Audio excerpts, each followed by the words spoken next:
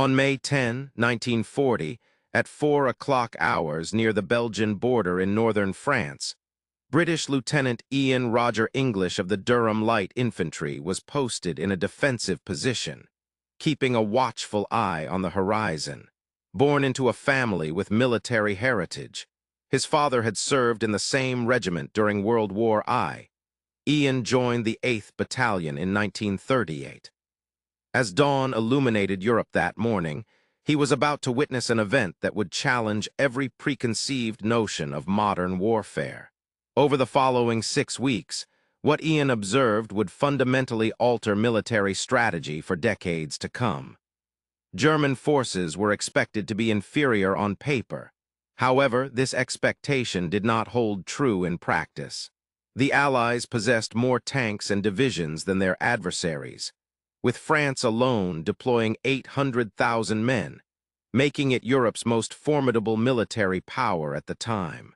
Additionally, Britain had brought its well-trained and well-equipped expeditionary force of approximately 390,000 troops to support the defense. Despite these advantages, within 42 days, France capitulated. The British withdrew from Dunkirk, and Belgium, the Netherlands, and Luxembourg were all under German control. This outcome was a mathematical improbability. A supposedly weaker force had triumphed over stronger opposition through innovative tactics that bewildered its enemies. The tale is not one of superiority in weaponry or numerical strength, but rather an account of how a military system transformed warfare through advanced training, tactical doctrine, and a command philosophy starkly distinct from those of its adversaries, thereby achieving victories deemed unattainable. The seeds for this revolution were sown not on the battlefields of World War II, but amidst the ruins left by the First World War's defeat. This transformation began on November 11, 1918. Germany had suffered defeat in the Great War, with 4 years of intense fighting resulting in nearly 2 million German soldiers losing their lives. The Treaty of Versailles, signed on June 28, 1919, imposed harsh restrictions aimed at preventing Germany from ever posing a threat to European peace again. Under these terms, the German army was restricted to no more than 100,000 men and prohibited from possessing tanks, aircraft, heavy artillery, poison gas, and a general staff system. The renowned Prussian military planning body, which had guided German forces for over a century, was officially disbanded, as was the prestigious Kriegsakademie that had nurtured some of history's most acclaimed military strategists. In this dire situation, Germany chose an unconventional path. Rather than accepting these limitations and slowly rebuilding its military within the imposed constraints, the nation transformed restrictions into opportunities for innovation. In 1920, General Hans von Zecht was appointed to lead the diminished Reichswehr and made a decision that would significantly shape future military history. He declared that if Germany could only have 100,000 soldiers, they would be the most elite force in the world. Von Zecht's vision was both innovative and practical. He sought to create a cadre force where every soldier received training far surpassing their current rank. This approach went beyond mere optimism. It was a systematic preparation for the day when restrictions would be lifted and rapid expansion could occur. Each soldier, regardless of his position, was trained not just for his present role, but also for 2 levels above his current rank. A squad leader was prepared to command a company commander to lead a battalion, and a battalion commander to direct a brigade. This training went beyond theoretical classroom instruction. It involved rigorous practical preparation, assuming that any leader could unexpectedly find themselves in command of a significantly larger force. The approach had origins deeply embedded in Prussian military history and tradition. The Prussians were known for their Auftragstaktik, or mission-type tactics, which was both simple and revolutionary yet radical in its implications. Under this system, commanders were provided with objectives to achieve, but not the specific methods to accomplish them. A stark departure from other armies' command philosophies that typically dictated precise procedures. Auftragstaktik demanded trust, independent thinking among subordinates, and an understanding at every level of both individual missions and overarching strategic intentions. The German training regimen was crafted specifically to produce such leaders. From 1919 to 1933, despite the stringent limitations imposed by the Treaty of Versailles, Germany conducted extensive war games on a scale never before seen. These exercises were not just small unit drills, but comprehensive simulations involving multiple levels of command and large-scale military operations. Participants practiced coordination between infantry, artillery, and theoretical armored units that were not yet permitted under treaty restrictions. They simulated divisional, corps-level, and even entire army scenarios using hypothetical forces. The war games were rigorous and unforgiving. Mistakes were analyzed mercilessly, while successes were meticulously studied for replication. Each officer was required to write detailed after-action reports circulated throughout the military hierarchy. They approached the lessons of World War I with rigorous scrutiny. The relentless trench warfare that had claimed countless lives was deemed outdated. This approach had nearly crippled Germany. Mobility and speed were seen as the way forward. Being able to outmaneuver the enemy through quicker decision-making became paramount. These insights were not abstract theories, but practical guidelines for military advancement. Despite being officially disbanded by the Versailles Treaty, the General War School continued its activities under different guises. Chosen officers undertook rigorous training that extended beyond mere combat strategies. They delved into logistics, acknowledging the importance of supply lines to army mobility. Transportation was another key area. They recognized that railways and automobiles would play a crucial role in modern warfare. Intelligence studies were also essential, enabling them to grasp enemy capabilities and intentions. Economic analysis was part of their curriculum as well, understanding that industrial output would be vital for sustained military strength. They also explored foreign policy, recognizing how diplomatic ties influenced strategic choices. The training program was thorough because the Germans realized that contemporary warfare demanded more than tactical proficiency. It required officers capable of thinking strategically, operationally, and tactically simultaneously. The emphasis on independent decision-making within a clear framework would prove critical in future conflicts. German officers were explicitly instructed to prioritize timely decisions over perfect ones made after delay. In combat, hesitation could be fatal. Opportunities arose briefly and disappeared quickly.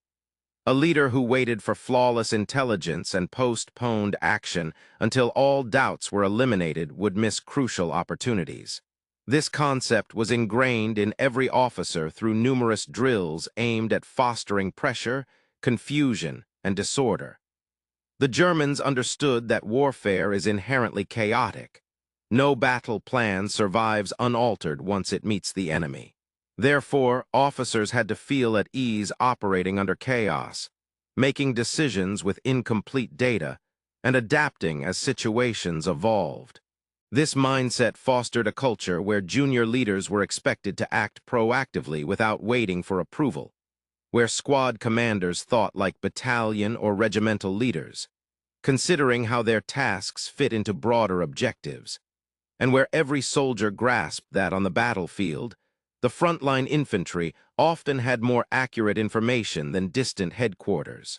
This approach was encapsulated in a concept known as Führer und von, meaning leadership from the front lines. German commanders did not issue directives from remote locations. They were expected to be at the forefront, observing conditions firsthand and making decisions based on immediate observations, rather than delayed reports filtered through numerous command layers. While this made them more vulnerable, German generals faced higher casualty rates compared to their Allied counterparts. Their decision-making speed was significantly faster, as Allied commanders waited for reports to traverse the chain of command before issuing orders in response. German leaders acted promptly based on real-time information. The difference in operational tempo could be measured in hours or even days. By 1933, when the Nazi Party took power, Germany had spent 14 years developing a new intellectual framework for warfare. Physical advancements such as tanks, aircraft, and motorized divisions would follow later. However, the conceptual groundwork was already laid out systematically. When Adolf Hitler openly began rebuilding the German military in violation of the Versailles Treaty restrictions in 1935, he took over an army that had a clear vision of its future form. The architect behind this transformation was Heinz Guderian, a signals officer who spent much of the 1920s fixated on what many military strategists deemed outrageous. Tanks should not merely support infantry, but instead advance rapidly to outmaneuver defensive positions. Tanks ought to serve as the principal striking force within robust formations bolstered by motorized infantry and air support. This idea was revolutionary for military strategists throughout Europe, who recalled the sluggish, fragile tanks of World War I that were plagued with mechanical issues, slow-moving, and susceptible to artillery fire and technical failures.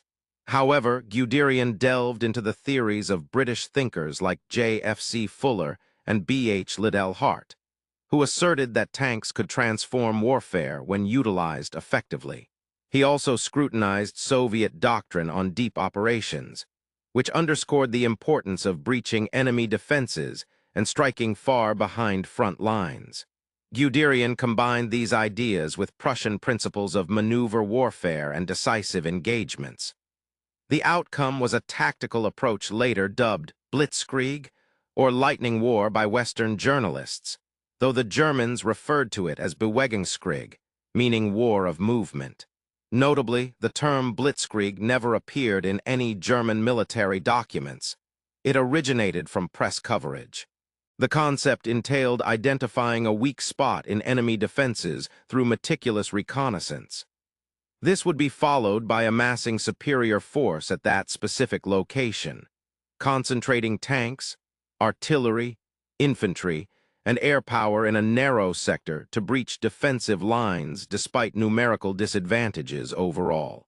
Once a breakthrough occurred, swift armored columns, panzer divisions, would penetrate deep into the rear areas to disrupt command centers, sever supply routes, encircle enemy forces, and instigate widespread chaos.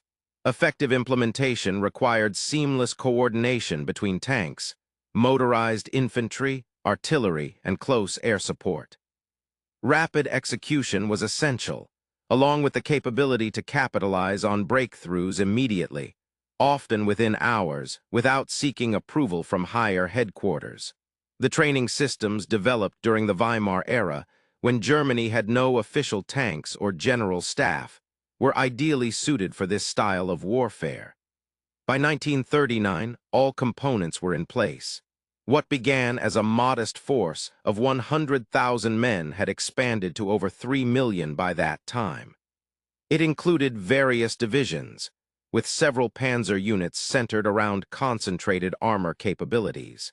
It had also advanced radio communication systems that facilitated unparalleled coordination between ground and air forces, a technological edge often underappreciated. While Allied tanks still relied on visual signals and messengers to communicate, German tank commanders could converse directly, coordinate maneuvers in real time, and request air support via radios installed in their command vehicles. Every German tank had a radio, whereas many Allied tanks lacked any communication devices at all, making coordination extremely difficult once combat commenced. This significant technological disparity, coupled with doctrine that fully utilized it, resulted in a substantial advantage in battlefield tempo. The Luftwaffe, the German Air Force, was specifically designed to support ground operations from its inception. Unlike the Royal Air Force, which focused on strategic bombing and air superiority, or the French Air Force, which was divided and poorly coordinated, the Luftwaffe underwent extensive joint training with Army units. The Stuka dive bomber, recognizable for its sirens and inverted gull wings, served as flying artillery capable of precise strikes against enemy strongpoints, breaking through defensive positions that ground artillery found challenging to suppress. Stuka pilots worked closely with Panzer commanders, developing tactics for close air support that would prove highly effective. Officers from both the Luftwaffe and Army attended the same staff colleges, studied identical doctrine, and participated in combined arms exercises that emphasized coordination and mutual support. On September 1, 1939, Poland witnessed the world's first demonstration of Germany's two-decade-long systematic preparation for war. At 4:45 hours, the invasion began with the aging German battleship Schleswig-Holstein opening fire on Polish fortifications in Danzig Harbor, under the guise of commemorating the Battle of Tannenberg. This marked the start of World War II, as German forces simultaneously crossed the border from three directions. From Pomerania and East Prussia, Army Group North launched its offensive, while Army Group South advanced from Silesia and Slovakia. Over 60 divisions, backed by nearly 4,000 aircraft, pressed forward against Polish forces. The Polish military was sizable, comprising approximately 1 million soldiers, many of whom were adequately equipped for European standards. It boasted capable cavalry units and proficient artillery. Despite the bravery exhibited by Polish troops during combat, they were utterly unprepared to face Germany's tactics. The rapidity and efficiency of the campaign left military analysts around the globe in disbelief. German forces executed their doctrine flawlessly as trained. In the opening hour, Luftwaffe bombers and fighters targeted Polish positions, air defenses, troop concentrations, and transportation networks. Within days, the powerful Luftwaffe had destroyed much of the Polish Air Force, leaving the ground troops vulnerable to attacks from German panzer divisions. Armored columns advanced over 100 miles in just 5 days, a pace that seemed unprecedented by traditional military standards. The Luftwaffe gained air superiority within 48 hours through systematic strikes on Polish airfields, and then shifted focus to supporting ground operations and bombing key infrastructure. Panzer divisions penetrated Polish defensive lines at weak points identified by reconnaissance, racing deep into enemy territory. As a result, Polish forces found themselves encircled, cut off from supplies, unable to mount coordinated counterattacks due to overrun or destroyed command posts. The unprecedented speed with which German tank units breached Polish lines gave rise to new terminology in military lexicon. The fusion of air power and armor in mobile warfare yielded outcomes that surpassed conventional expectations. Within 2 weeks, the campaign's outcome was clear. A counterattack by Polish forces from September 9th to 15th at the Bizura River aimed to exploit German activity in the central sector, but failed as Army Group South moved swiftly to contain and encircle them on a narrow front. Meanwhile, Heinz Guderian's divisions continued their relentless advance into eastern territories. On September 17th, the Soviet Union launched an invasion into eastern Poland, effectively sealing Poland's fate. The final operational Polish units surrendered on October 6th. German losses amounted to 14,000 dead or missing and 30,000 wounded from a total of 1,250,000 troops involved in the conflict. Polish casualties included 66,000 killed, 130,000 wounded, and 400,000 captured out of an army of 800,000 soldiers.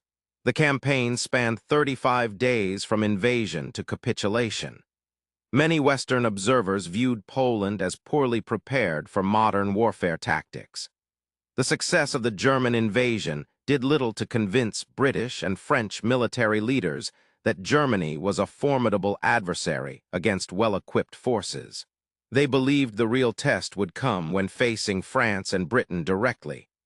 This critical moment arrived on May 10, 1940, when German troops simultaneously invaded the Netherlands, Belgium, Luxembourg, and France at dawn. These attacks were meticulously planned with deception tactics to coordinate multiple fronts effectively. The Allied strategy, known as the Dial Plan after the Dial River in Belgium, was designed for French and British forces to advance into Belgium and establish a defensive line along natural barriers.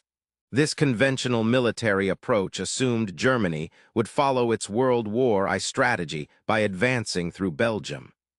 In response, France deployed 800,000 troops with advanced equipment, including tanks superior to German models in armor and armament. The British Expeditionary Force, consisting of 390,000 soldiers, joined French units along prepared defensive lines. However, the Allies were unaware that the primary German assault was not headed through Belgium at all. Instead, this region served as a decoy intended to draw Allied forces away from the actual site of the main offensive. The primary thrust of the operation was directed through the Ardennes forest, an area the French military deemed impassable for large armored units. This belief, confidently echoed by high-ranking officers, turned out to be gravely mistaken. General Gerd von Rundstedt's Army Group A, comprising 44 divisions with 7 panzer divisions among them, advanced through the Ardennes at an astounding pace. The roads within the dense forest, which French strategists believed would hinder rapid progress, had been meticulously surveyed by German engineers during peacetime. They had planned for every obstacle, from route removal to bridge construction, ensuring that nothing was left to chance. Motorcycle reconnaissance units spearheaded the advance, followed closely by columns of panzer divisions. When they arrived at the Meuse River on May 13, French defenders anticipated a lengthy delay before any crossing attempt could be made. Yet German engineers, working under fire, completed bridge construction across the Meuse within just 24 hours, a feat that French planners estimated would take at least 4 days. This was not due to extraordinary effort alone. It was the result of meticulous planning and training for this specific mission. On May 13, 1940, German tanks crossed the Meuse River near Sedan, bypassing what the French considered an unassailable Maginot Line along their eastern frontier. The breakthrough occurred precisely where the French defenses were most vulnerable, manned by reserve divisions rather than frontline units. This was not a matter of luck.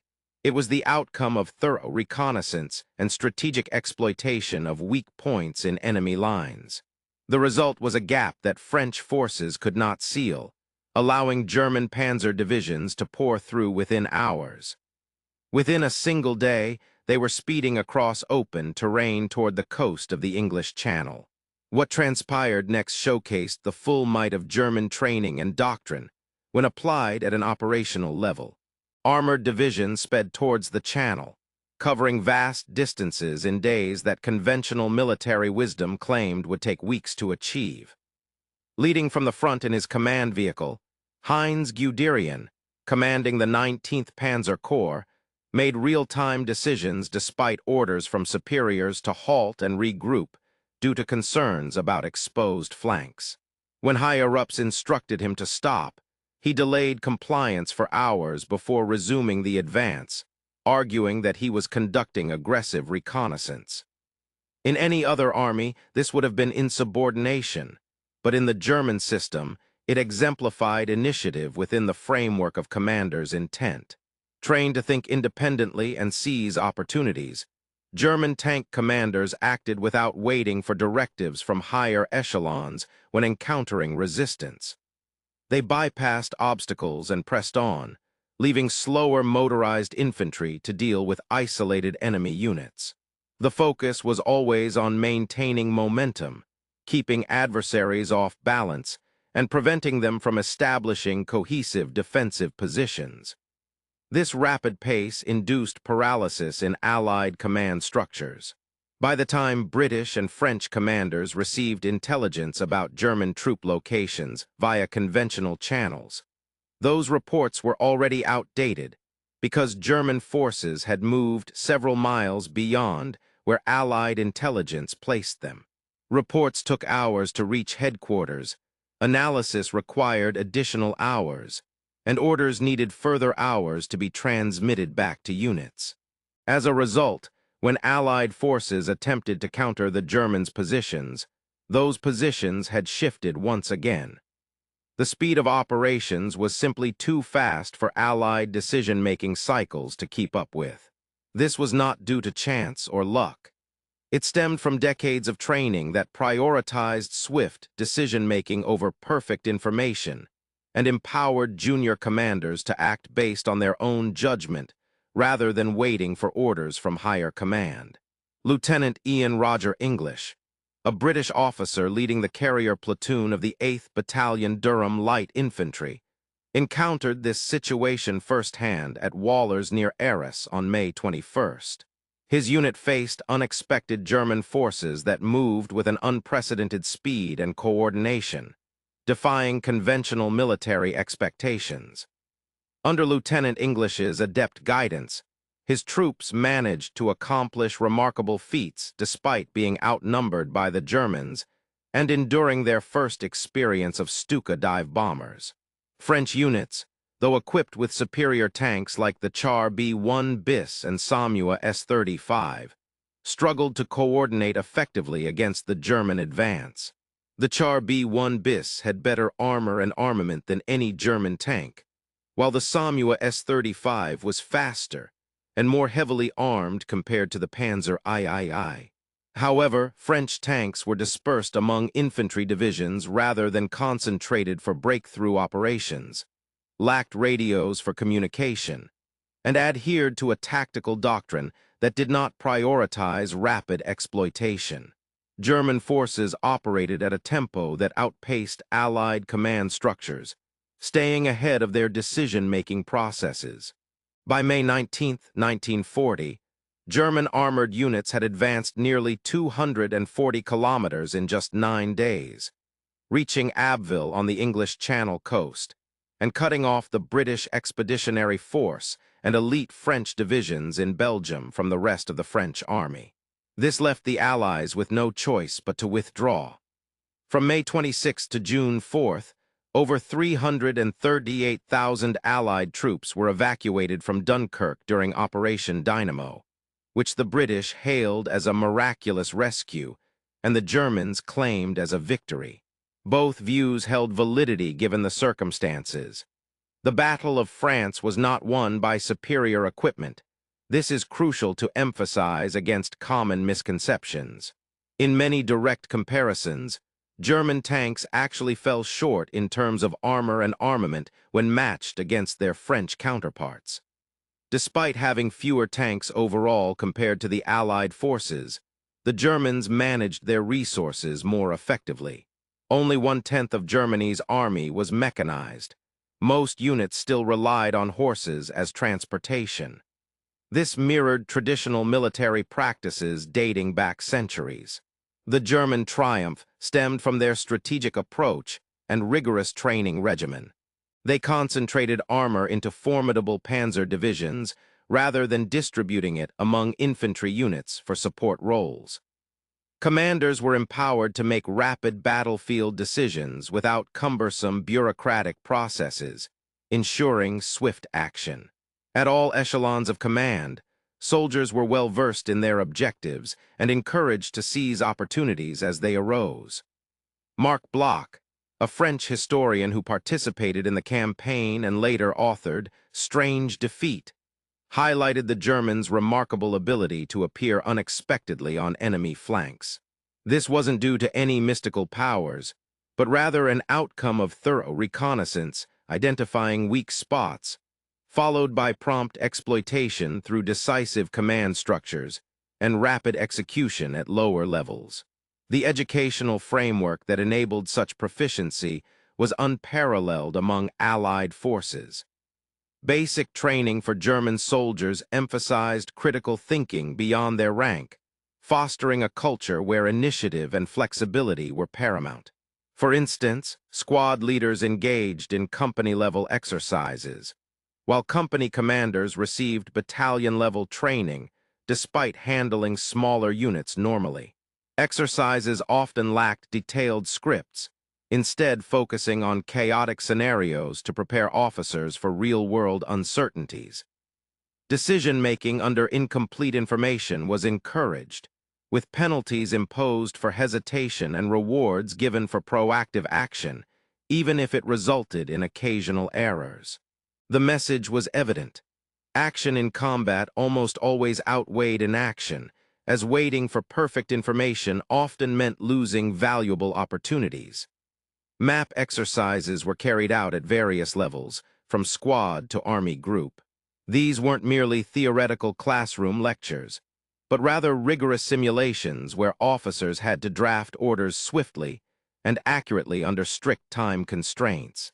The focus was consistently on rapid decision-making, recognizing that the side which could make quicker decisions would gain and retain the initiative. Young officers internalized this principle so deeply that it became second nature. As one German officer later recounted when describing their training approach, map exercises were invaluable for teaching. They compelled participants to make numerous decisions swiftly and precisely without much prior preparation. During these simulations, all personnel at every level had to act decisively. For instance, a company commander would train his platoon leaders using terrain models or maps, while those platoon leaders in turn instructed their squad leaders.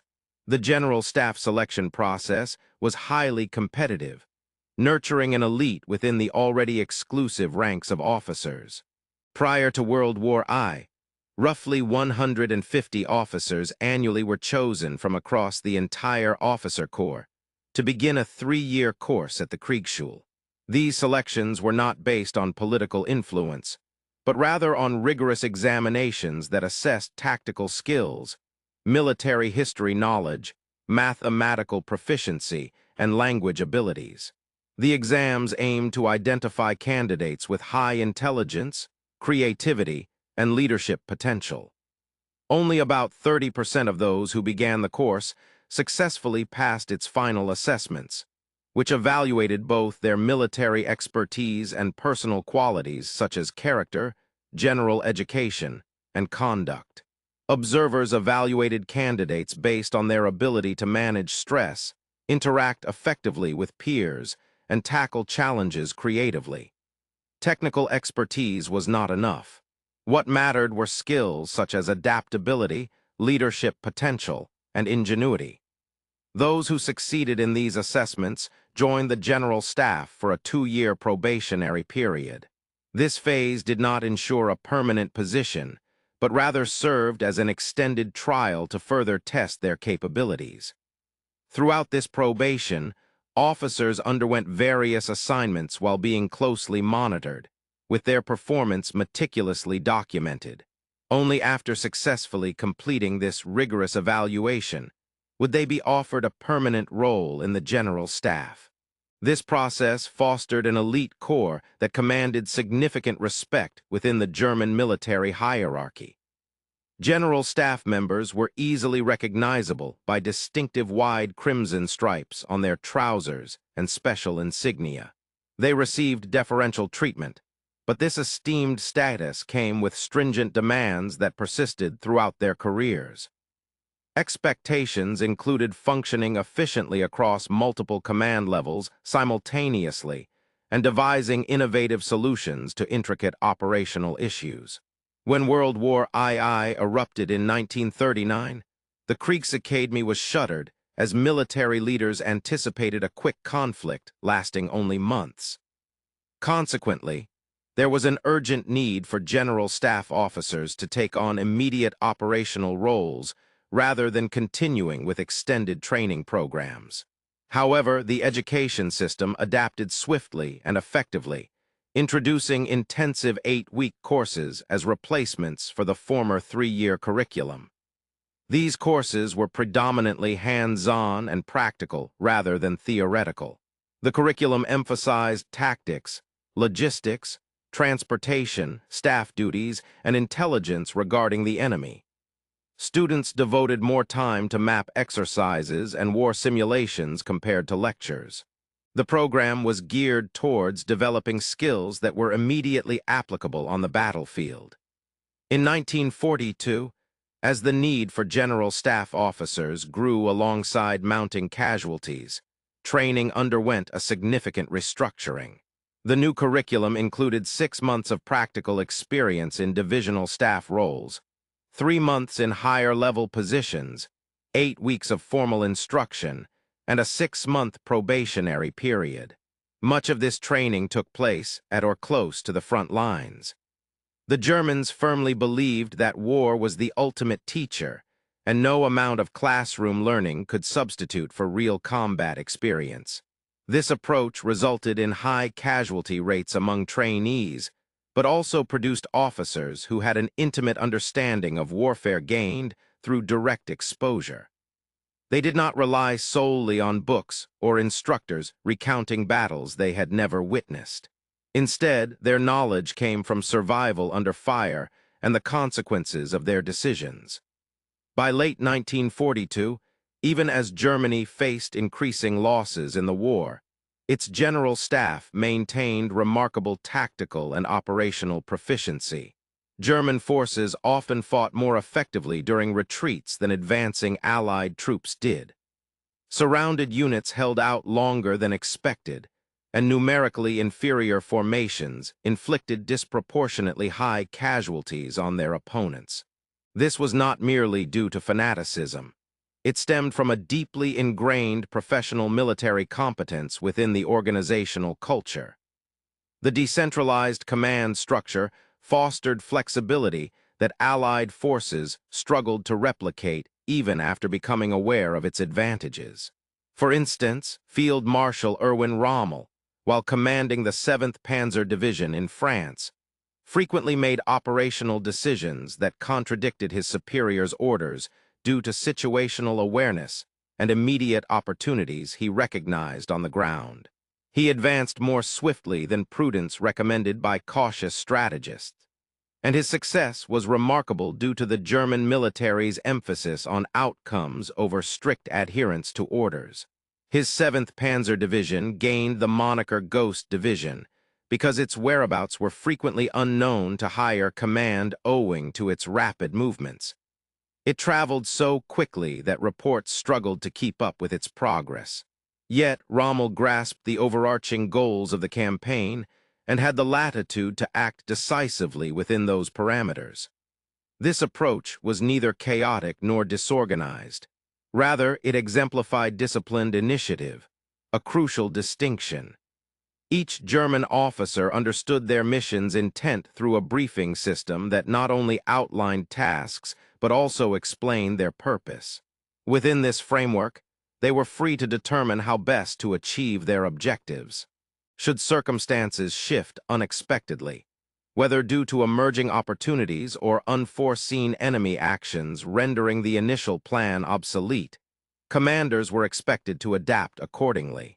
Waiting for further instructions was seen as a failure of leadership at all levels. This philosophy carried inherent risks that became increasingly evident as the war continued. When operating with high autonomy, some commanders might make decisions that conflicted with strategic objectives they did not fully comprehend. Furthermore, coordination between units could falter when everyone exercised initiative simultaneously in divergent directions. As the conflict progressed, and Germany found itself on the defensive against numerically superior forces, the system's limitations became apparent. Static defensive warfare demanded tighter control, and more centralized command than the decentralized approach naturally provided. However, from 1939 to 1941, during offensive operations, this doctrine enabled German units to create an unmatched tempo that Allied forces could not match. These units moved swiftly, adapted readily, and seized opportunities while their opponents waited for directives and permissions. The psychological impact was as significant as the tactical advantage. Allied soldiers often felt they were combating a foe who seemed to anticipate their every move, appearing where they should not be and moving with unparalleled speed. This impression was neither mystical nor attributable to any supposed racial superiority of Germans, as Nazi propaganda had suggested. This meeting was an opportunity for preparation. Years of rigorous training had produced an army where leaders were capable of functioning above their rank. Initiative was encouraged rather than penalized, and quick decision-making was valued over meticulous planning. The defeat in France in 1940 compelled Allied forces to fundamentally reconsider their command structures and training methods. British and American officers closely examined German practices, striving to comprehend what had gone wrong and how to address it. General George Patton, who had immersed himself in German military literature early in his career, began applying similar principles within American armored divisions while adapting them to fit the U.S. military culture. He stressed rapid, intense offensives. He instructed subordinates to maintain mobility, continuously pressure the enemy, and seize opportunities rather than waiting for approval to advance. By 1944, when Patton's Third Army broke out of Normandy, American units were operating at speeds that matched German capabilities. The Soviet Union endured the brunt of German offensive actions in 1941 and learned through harsh experience. When Operation Barbarossa commenced on June 22, 1941, German forces achieved some of history's most devastating victories. More than 3 million soldiers invaded along a front stretching from the Baltic Sea to the Black Sea, making it the largest military operation ever recorded. Within weeks, hundreds of thousands of Soviet troops were encircled in massive battles at Bialystok, Minsk, Smolensk, Uman, and Kiev. German panzer divisions advanced over hundreds of kilometers. By the end of 1941, more than 3 million Soviet soldiers had been captured as prisoners of war. The early successes of Germany seemed to validate all aspects of their doctrine and training. However, the Soviets adapted with ruthless pragmatism. They developed layered defenses that could withstand German breakthroughs without crumbling. They positioned operational reserves strategically to counterattack advancing German spearheads once they outpaced supporting infantry units. They discovered that when German armored columns pushed too far and too fast, their flanks became vulnerable to attacks. Most critically, Soviet commanders started matching the pace of operations set by the Germans. The tactics that devastated the slow-moving Allied forces in France proved less effective against opponents capable of matching German speed and decisiveness. By 1943, during the Battle of Kursk, Soviet operational maneuvers were on par with German sophistication. That year, the balance of power had clearly shifted. Allied forces had mastered combined arms coordination that rivaled German capabilities, developed rapid decision-making processes, and implemented mission command systems. American armored doctrine explicitly borrowed from German concepts, but adapted them to suit American conditions. British forces, after gaining invaluable experience in North Africa, reformed their training and tactical approaches. Crucially, the Allies possessed industrial production capacities that Germany could not hope to match. American factories alone produced more tanks, aircraft, trucks, and ammunition than those of Germany, Italy, and Japan combined.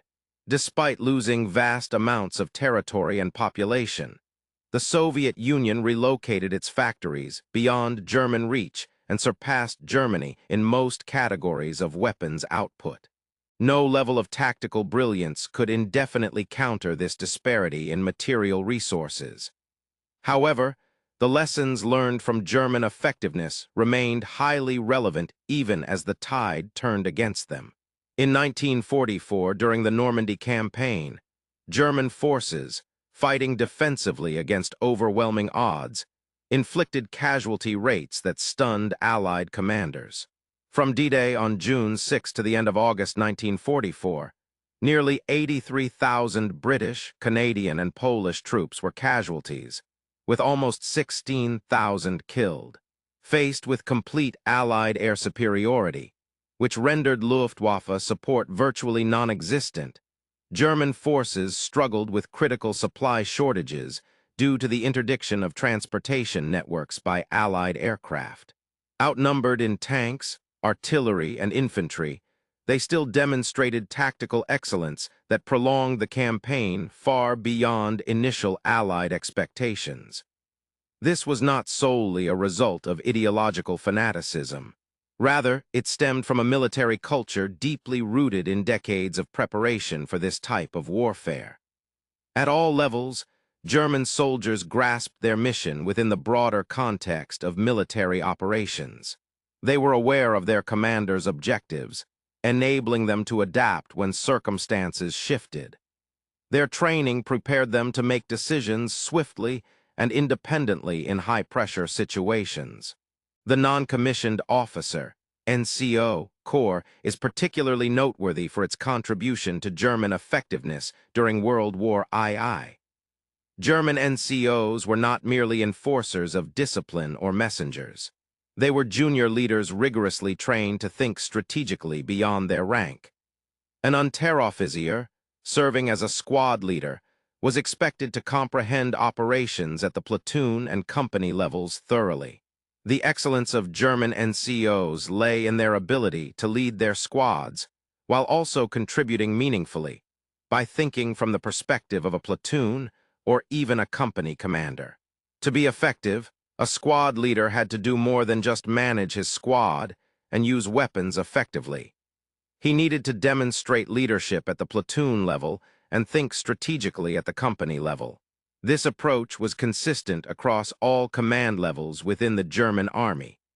Many NCOs could seamlessly take on officer roles if necessary and perform competently. When officers were casualties of combat, which occurred frequently, units could continue operating effectively due to this depth of leadership. For instance, a platoon without its lieutenant could be led by the senior sergeant, and a company without its captain could temporarily be commanded by the most senior platoon sergeant until an officer replacement arrived. NCO training mirrored that of officers, focusing on fundamental principles such as map exercises, where they had to make decisions at the company and battalion levels under pressure. They explored the integration of various military branches such as artillery, infantry, armor, and air support. A German squad leader actively participated in company and battalion-level training exercises, not merely observing but making critical decisions. This involvement helped him grasp how his squad's actions aligned with broader objectives at higher levels. Consequently, this approach fostered a cohesive unit that did not rely entirely on officers to guide every action. The contrast with Allied non-commissioned officers was evident and profound.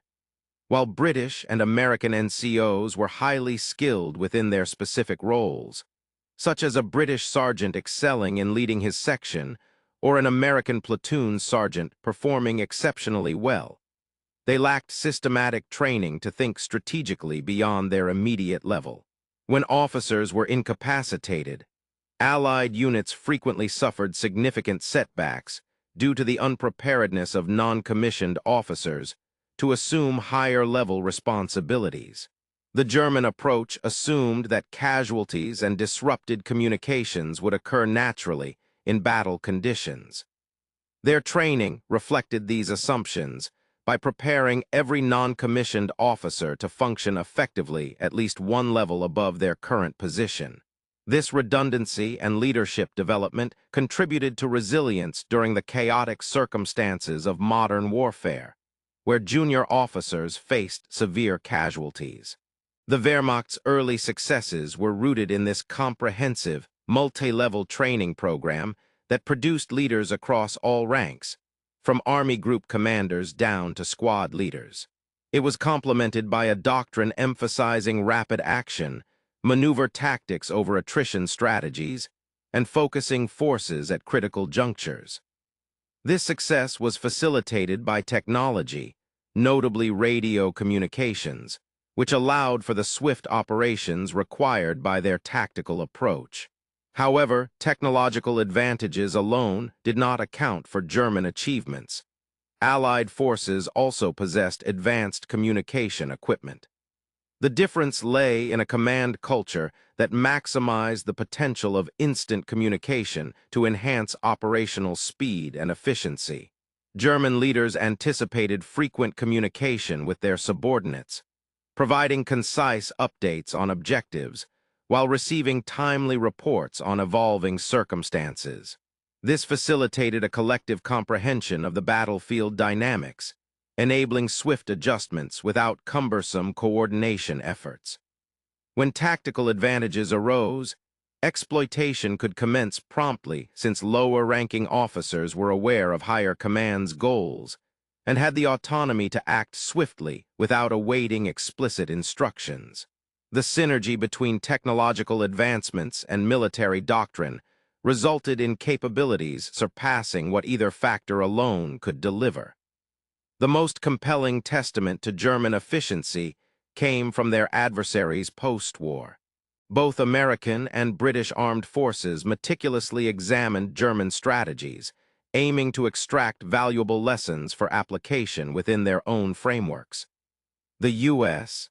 Army undertook extensive interviews with German generals and staff members, while the British focused on analyzing German training methodologies and organizational frameworks. Both nations acknowledged that despite strategic setbacks and inferior resources, German operational and tactical approaches had proven superior. The concept of mission command became a cornerstone of Western military doctrine due to its demonstrated effectiveness in German contexts. The focus on fostering initiative at lower echelons became standard practice in American and British training programs. Emphasizing the speed of decision-making relative to the enemy's pace emerged as a critical measure of military prowess. These principles were not mere theoretical constructs, but practical insights gleaned from both defeat and rigorous analysis. The United States Army's air-land battle doctrine, formulated in the 1980s, was explicitly modeled on German operational concepts from World War II. Elements such as speed, agility, synchronized combined arms operations, and deep strikes into enemy rear areas were directly inspired by what the Wehrmacht had demonstrated earlier. This intellectual debt is openly acknowledged in doctrinal literature and training materials. Today, mission command is widely taught across global military forces as a foundational principle of leadership and operational excellence. The notion that subordinates should comprehend their missions in terms of intent rather than rigid procedures is now recognized as best practice. Training programs stress the importance of initiative and decision-making under pressure. Military officers are trained to think strategically beyond their immediate rank. This approach is derived from methods originally studied and adapted from German practices. In 1940, this mindset was groundbreaking rather than commonplace. It provided Germany with a significant edge during the early stages of World War II, an advantage that could only be neutralized when adversaries adopted similar tactics and supported them with superior industrial capabilities. The tale of Germany's military effectiveness in World War II underscores the importance of preparation, training, and doctrine, consistently applied over several decades. This narrative clearly shows that factors such as how an army thinks, trains its leaders, and organizes decision-making processes, can be just as crucial as numerical strength and equipment. In 1940, the Wehrmacht possessed fewer tanks compared to the Allied forces it faced. It also had proportionately fewer mechanized units. Overall, the military balance was relatively even. However, Germany had spent 2 decades refining training systems that produced leaders capable of operating at a pace unmatched by their opponents. Despite this, Allied soldiers displayed immense bravery and sacrifice throughout the conflict. British, French, Polish, Belgian, and Dutch troops fought courageously against an enemy utilizing methods they were unprepared to counter. Many units performed admirably within the constraints of their training and doctrine. Individual Allied soldiers were not inferior in any way, but the overall doctrine and training systems failed to equip them adequately for the type of warfare Germany introduced to Europe in 1940. The Allies' response, adapting under immense pressure from combat and defeats, ultimately shifted the course of the war. By 1944, British and American forces were executing operations that matched and often exceeded German operational tempo while outpacing their resources. Soviet troops had also learned to match, and in some instances surpass German tactical approaches, deploying them with the characteristic determination of Soviet military tradition. Nevertheless, in those 6 critical weeks when France fell and Britain stood alone against Nazi Germany, the German military's effectiveness vividly illustrated the benefits of prolonged, focused preparation. The military training that originated within the limited Reichswehr in the 1920s, when Germany was restricted from possessing tanks and aircraft, fostered a culture of exceptional military prowess. By blending centuries-old Prussian military traditions with cutting-edge technology, this period gave rise to innovative doctrines that transformed warfare. The leadership approach, which instilled trust in junior officers to take initiative while adhering to clear objectives, resulted in organizational flexibility that outmatched adversaries. All these components collectively produced victories deemed improbable according to conventional military metrics, and undermine the confidence of democratic nations globally. These insights remain crucial for comprehending military efficacy beyond mere quantitative measures such as equipment counts or unit numbers. The true essence of military capability lies in how forces are trained, decision-making processes, encouragement of initiative, and understanding roles at every level within broader operations. By 1940, the German military had transformed these intangible elements into a systematic framework that permanently altered warfare. Although this system ultimately crumbled under the weight of strategic overextension against combined British, Soviet, and American forces, tactical excellence could not offset numerical inferiority and superior industrial capacity. However, the tactical and operational methodologies survived the strategic collapse and were extensively studied and adapted by the victorious nations with modifications.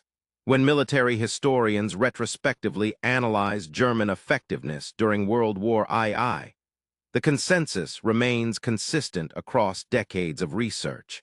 The Wehrmacht of 1940 emphasized mental agility as much as physical speed, training leaders to operate above their ranks while granting subordinates autonomy within defined objectives. This approach generated an operational tempo and tactical proficiency that initial opponents found challenging to replicate. While these advantages were fleeting, lasting until enemies mastered similar techniques and supported them with greater resources. The period's successes significantly influenced the course of the war and established principles that would redefine modern warfare. The German military in 1940 was not invincible, as Nazi propaganda suggested. It merely operated on principles that opponents had yet to grasp, honed over 2 decades by systematically trained leaders.